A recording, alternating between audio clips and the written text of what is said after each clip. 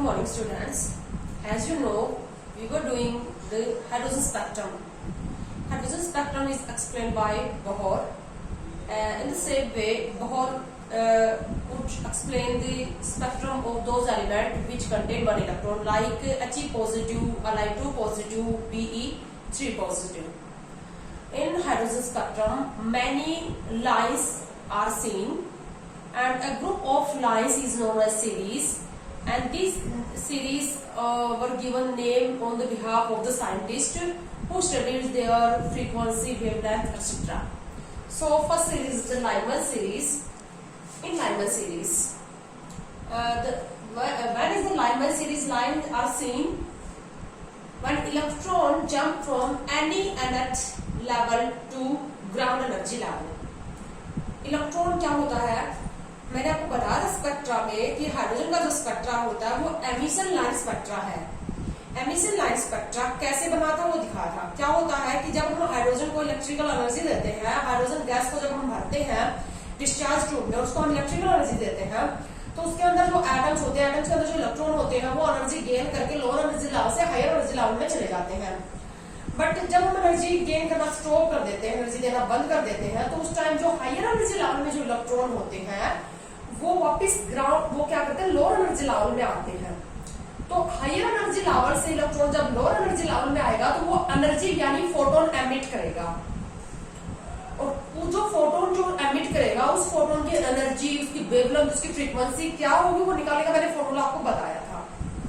तो Lyman series की जो लाइंस है वो कब दिखाई देगी? जब किसी भी nth एनर्जी लेवल में से इलेक्ट्रॉन कब कहां पर आएगा? फर्स्ट एनर्जी लेवल में आएगा। यानी कि मैंने यहां पर लिखा है लाइमन सीरीज कब दिखाई देगी आपको? जब electron second, third, fourth and infinity energy level से n1 में आए। सेकंड एनर्जी लेवल से 1 में आए, थर्ड से 1 में आएगा, फिफ्थ से 1 में आएगा और इंफिनिटी से। सो n1 की वैल्यू लाइमन सीरीज के लिए n1 इक्वल टू क्या हो जाएगा? 1 एंड n2 इक्वल टू क्या हो जाएगा? 2, 3 एंड सो ऑन इंफिनिटी तक। ठीक है, तो ये लाइमन सीरीज। उसके बाद हमारे पास बाल्मर सीरीज। अब बाल्मर सीरीज में क्या होगा? किसी भी nth लेवल से इलेक्ट्रॉन जब सेकंड एनर्जी लेवल में आएगा, सेकंड एनर्जी लेवल n2 में आएगा, तो n1 की वैल्यू क्या होगी? बाल्मर सीरीज के लिए n1 की वैल्यू होगी 2 और n2 की वैल्यू क्या होगी? 3 से स्टार्ट होगी, 3 ऑनवर्ड इंफिनिटी तक चलेगी। अंडरस्टैंड? थर्ड एनर्जी लेवल से सेकंड में आए, फोर्थ से सेकंड में आए, फिफ्थ से सेकंड में, इंफिनिटी से सेकंड में आए, तो जो लाइंस दिखाई देगी, जिस वेवलेंथ फ्रीक्वेंसी की लाइंस दिखाई देगी या फोटोन दिखाई देंगे, वो बाल्मर सीरीज में आ जाएंगे। In this same way pascal series. Pascal series में क्या होगा? जब किसी भी हायर एनर्जी लेवल से इलेक्ट्रॉन थर्ड एनर्जी लेवल में आएगा, थर्ड एनर्जी लेवल यानी कि n4 से थर्ड में आए, फिफ्थ से थर्ड में आए, सिक्स से थर्ड या इंफिनिटी से थर्ड में आए। ठीक है, यानी पास्कल सीरीज के लिए n1 क्या हो जाएगा? 3 और n2 क्या हो जाएगा? 4 ऑनवर्ड, 4 से इंफिनिटी तक। In this same way Brackett series. Brackett series में हायर एनर्जी लेवल से इलेक्ट्रॉन किस में आएगा? n4 में आएगा। फिफ्थ एनर्जी लेवल से 4 में आए, 6 से 4 में आए, यानी कि इसके लिए n1 की वैल्यू क्या हो जाएगी? 4 और n2 की वैल्यू क्या हो जाएगी? 5 ऑनवर्ड, 5 से इंफिनिटी तक। इसी तरह से फंड सीरीज जो है, फंड सीरीज में 6, 7 and so on higher energy level से इलेक्ट्रॉन किस में आएगा? n5 में आएगा। ठीक है, इसी तरह से हम्फ्री सीरीज। हम्फ्री सीरीज में electron 6, 7 and so on higher energy level से इलेक्ट्रॉन जब n6 में आएगा, ठीक है, यानी कि n1 की वैल्यू हो जाएगी 6 और n2 की वैल्यू 7 ऑनवर्ड रहेगी हम्फ्री सीरीज के लिए। अब यहाँ पर क्वेश्चन आते हैं मेरा, हाइड्रोजन स्पेक्ट्रम जो है वो बहुत ही इंपॉर्टेंट टॉपिक है, एटॉमिक स्ट्रक्चर जो हम यूनिट कर रहे हैं उसका। इसमें से जो हमारे जो एंट्रेंसेस है जेईई नीट, उसमें से 100% क्वेश्चन आने की प्रोबेबिलिटी यहाँ पर रहती है। तो किस टाइप के क्वेश्चन आएंगे, मैं वो क्वेश्चन आपको सोल्व करवा रही हूँ। अब जैसे आपको क्या दे दिया जाएगा, यहाँ पर क्वेश्चन दे दिया जाएगा कि in hydrogen spectrum calculate first longest wavelength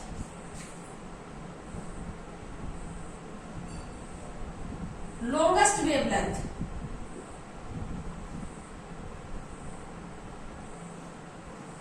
for Lyman series.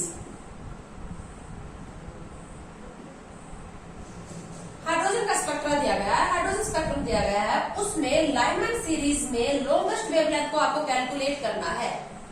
Longest wavelength, अब आपको पता है जो डेल ई होता है वो होता है h mu is equal to h c upon lambda, जहां डेल ई क्या होगा, मिनिमम, फ्रीक्वेंसी क्या होगी, मिनिमम, वहां लैम्डा क्या होगा, मैक्सिमम। ठीक है, अब लाइमन सीरीज में आ जाते हैं।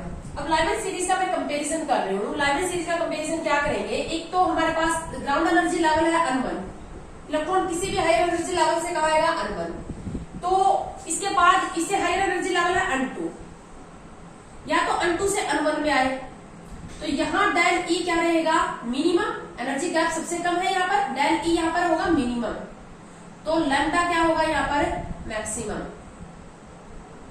और सबसे हाईएस्ट एनर्जी लेवल कौन होगा, अन इंफिनिटी, तो अन इंफिनिटी से किस में आए, N1 में आए, इन दो का ही कंपैरिजन करेंगे ना।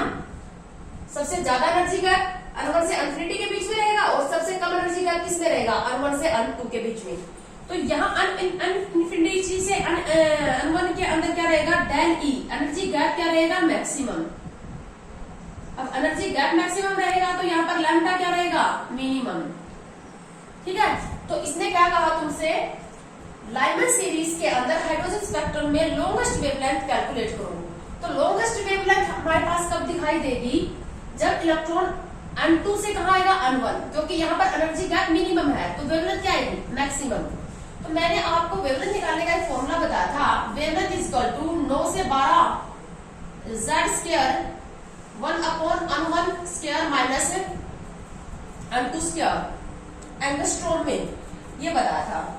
तो अब यहाँ पर इसने पूछा है, तो N1 की वैल्यू हो जाएगी 1 और N2 की वैल्यू ये हो जाएगी, N1 क्या हो जाएगा 1 और N2 क्या हो जाएगा 2, तो ये वैल्यू पुट करके हम कैलकुलेट कर सकते हैं लॉन्गेस्ट वेवलेंथ। लाइमन सीरीज में सबसे मैक्सिमम वेवलेंथ कितनी होगी, लाइमन सीरीज के अंदर जो लाइंस आएंगी उसकी मैक्सिमम वेवलेंथ भी पूछी जा सकती है, तो कितनी आ जाएगी ये 912, और Z की वैल्यू हाइड्रोजन स्पेक्ट्रम के लिए है 1, और ये 1/1/2 का स्क्वायर, कितना आ जाएगा ये 912 3 into 4, ये कितना आ जाएगा 304 into 4 एंगस्ट्रॉम, 12-16 एंगस्ट्रॉम। तो लाइमन सीरीज की जो लॉन्गेस्ट वेवलेंथ होगी वो कितनी होगी, 1216 एंगस्ट्रॉम होगी। इसी तरह से आपसे क्वेश्चन सेकंड पार्ट पूछा जा सकता है। सेकंड पार्ट आपसे पूछ लेगा कि मिनिमम शॉर्टेस्ट वेवलेंथ निकालो। Shortest wavelength hydrogen Lyman series की शॉर्टेस्ट वेवलेंथ हाइड्रोजन स्पेक्ट्रम के लिए,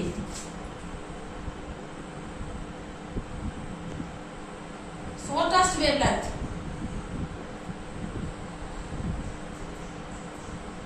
इन लाइमन सीरीज, तो शॉर्टेस्ट वेवलेंथ शॉर्टेस्ट होगी तो डेल ई क्या रहेगा, मैक्सिमम। अभी मैंने आपको बताया था डेल ई मैक्सिमम कहां पर होगा, जब इलेक्ट्रॉन अन इंफिनिटी से किस में आएगा, N1 में आएगा, तो यहाँ पर डेल ई मैक्सिमम होगा। डेल ई मैक्सिमम होगा तो वेवलेंथ क्या होगी, मिनिमम। तो मिनिमम शॉर्टेस्ट वेवलेंथ, सबसे छोटी वेवलेंथ लाइमन सीरीज के लिए कितनी आ जाएगी, फिर से हम फॉर्मूला निकालेंगे, lambda is equal to 912 Z is equal to 1 upon N1 क्या रहेगा 1 का स्क्वायर माइनस अन इंफिनिटी का स्क्वायर, तो ये क्या हो जाएगा 0, यानी कि 912 एंगस्ट्रॉम, 912 एंगस्ट्रॉम। यानी कि अगर तुमसे रेंज पूछ ले, लाइमन सीरीज की range of Lyman series in H spectrum, hydrogen spectrum में लाइमन सीरीज की रेंज पूछ ले, रेंज कहां से कहां, कम वेवलेंथ कितनी आई है, एंगस्ट्रॉम और ज्यादा से ज्यादा भी निकाली थी हमने 12-16 एंगस्ट्रॉम। तो ये रेंज आएगी लाइमन सीरीज के अंदर जो लाइंस आएगी उसकी मिनिमम वेवलेंथ और मैक्सिमम वेवलेंथ। तो वेवलेंथ जो होगी, वेवलेंथ जो आएगी वो ग्रेटर देन आएगी 912 और लेस देन आएगी 1216 एंगस्ट्रॉम। इसके बीच में रहेगी ये रेंज, ठीक है। और ये जो वेवलेंथ होती है, मैंने आपको स्पेक्ट्रम करवाया था, इलेक्ट्रोमैग्नेटिक स्पेक्ट्रम। तो ये जो लाइमन सीरीज जो हमें दिखाई देगी, ये कौन से रीजन में दिखाई देगी? अल्ट्रावायलेट रीजन में। ये बात आपको याद रखनी है। यूवी रीजन में, यूवी रीजन, क्योंकि यूवी रीजन की ही जो वेवलेंथ होती है वो इस ऑर्डर में होती है। यूवी रीजन की वेवलेंथ कम होती है किससे? विजिबल से। वेवलेंथ कम होती है, फ्रीक्वेंसी ज्यादा होती है। तो यूवी रीजन में लाई करेंगे लाइमन सीरीज की जो लाइन आएगी, यानी कि वो लाइन हमें दिखाई नहीं देगी, क्योंकि हम तो विजिबल रीजन में लाई करने वाले फ्रीक्वेंसी या वेवलेंथ या फोटोन को ही देख पाते हैं ना, तो ये हमें दिखाई नहीं देंगी, ठीक है। तो इस तरह से क्वेश्चन, सेम यही क्वेश्चन बार्मर सीरीज से भी पूछा जा सकता है। फास्ट एंड ब्रैकेट से इंपॉर्टेंट है बेटा Lyman series, but same question आपसे लाइमन में पूछा जा सकता है, बार्मर में पूछा जा सकता है। अब जैसे हमसे ये कह देंगे कि हाइड्रोजन स्पेक्ट्रम में यही सेम क्वेश्चन हम बार्मर सीरीज के लिए अगर करते हैं कि बार्मर सीरीज की रेंज बताओ, बार्मर सीरीज की रेंज इन हाइड्रोजन स्पेक्ट्रम कैलकुलेट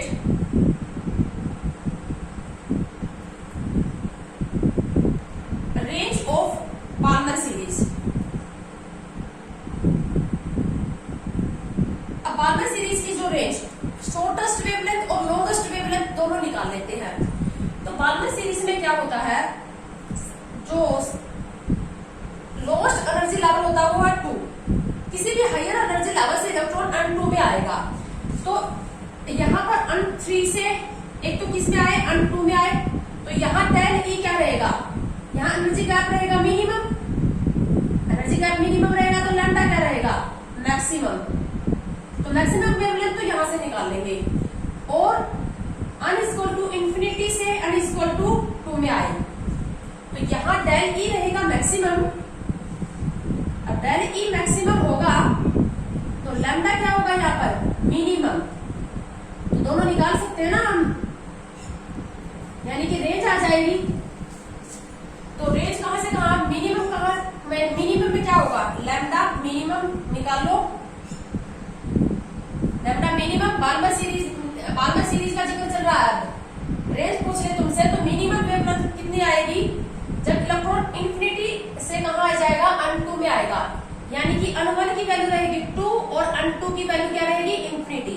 तो फॉर्मूला है हमारे पास 912 अपॉन 1/2 का स्क्वायर माइनस 1 इंफिनिटी का स्क्वायर।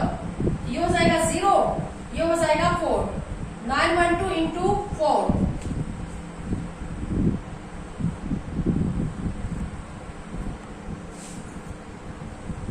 एंगस्ट्रॉम मिनिमम आ जाएगी, ये मैक्सिमम निकाल लो, नहीं 48 आता होगा ना, या 48 ये आ जाएगी 3648 एंगस्ट्रॉम मिनिमम। मैक्सिमम निकालोगे तो ये lambda maximum n1 equal to 2 and n2 equal to 3। क्या आ जाएगी लैम्डा मैक्सिमम,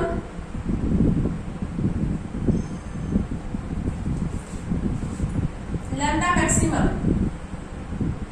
912 एंगस्ट्रॉम में आ रही है सारी वैल्यूज, 1/2 का स्क्वायर माइनस 3 का स्क्वायर।